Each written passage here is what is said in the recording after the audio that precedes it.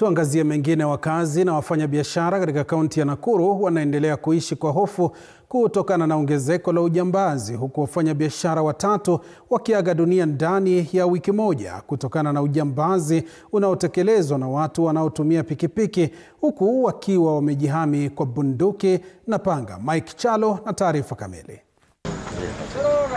Katika mitaa ya Pipeline, Ndegendimu na Ngata, kwa muda wa wiki moja sasa wafanyabiashara watatu wameaga dunia kutokana na ujambazi, huku watu watatu zaidi wakiachwa na majeraha.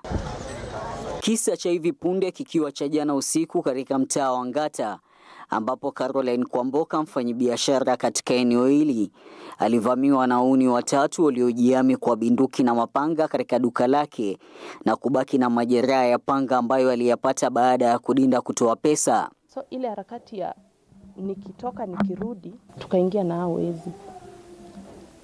Wakaniingiza kwa duka ndani.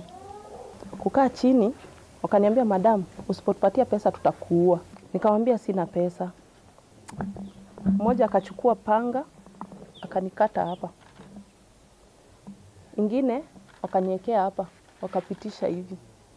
Nikaona sitabishana na hao zaidi, nikaenda nikachukua pesa, ilikuwa almost 40,000. Nikawapatia.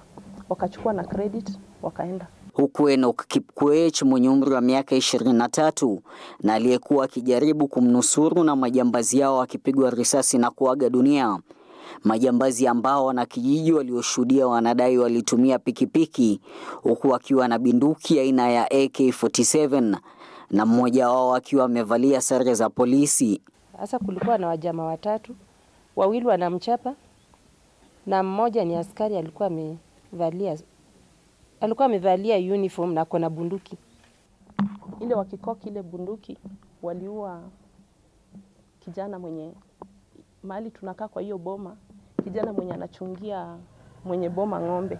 Jumatatu wiki hii mwili wa Anna Waithera mwenye umri wa miaka 23 na mhudumu wa duka la M-Pesa katikati mwa jiji la Nakuru alipatikana katika shamba la Tech Farm baada ya kutoweka Jumatano wiki jana alipotumwa na mwajiri wake benki kuweka shilingi 250,000. Na alipatikana mahali kunaitwa Technology Farm. Hapo ndo walimpata katika ile ya kuwekea ng'ombe maji akiwa amefunikwa na nyazi.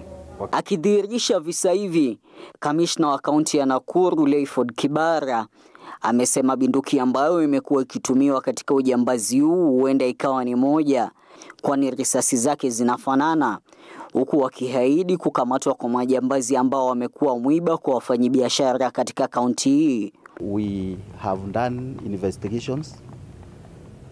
Kuna watu wawili tulishika. Mmoja ni wa huku chini Roda, na kupitia mazungumzo yake na mambo ingine ile ya kufanya investigations inaelekeza sisi kwa watu wengine. Mike Chalo, TV47 Nakuru.